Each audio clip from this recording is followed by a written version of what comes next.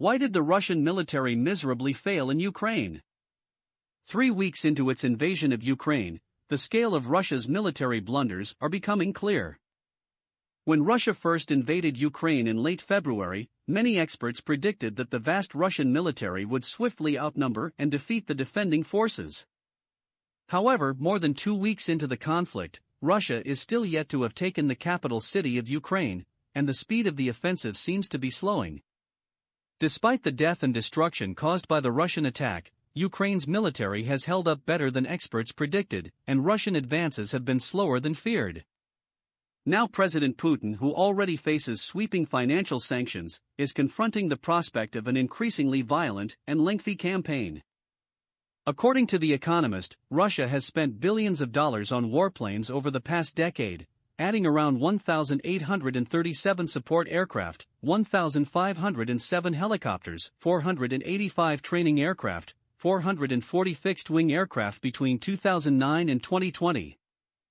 Reporting flooding in mainstream media, Ukraine's military claims to have destroyed 290 tanks, 46 aircraft and 68 helicopters used by Russia, while Moscow says it shot down 3 Ukrainian Su-27 jets.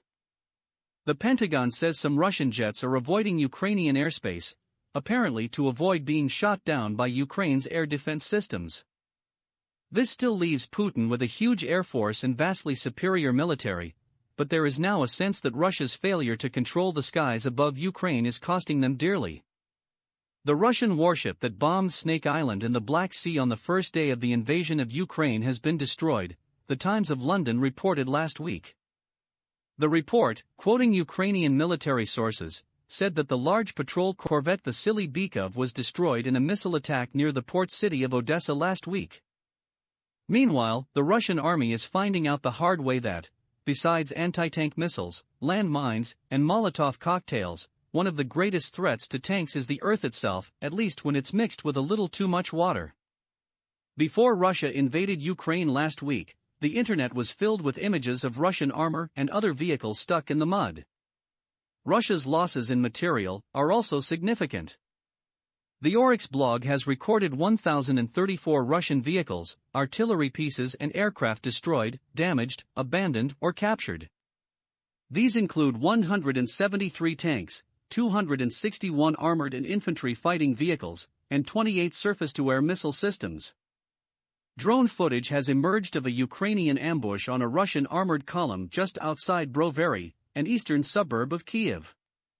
The edited 45-second video released by Ukraine's armed forces is a montage of the fighting on the road and shows a company or more of Russian tanks and armored vehicles coming under repeated attack. Its production quality means the fighting filmed may not have taken place on Thursday.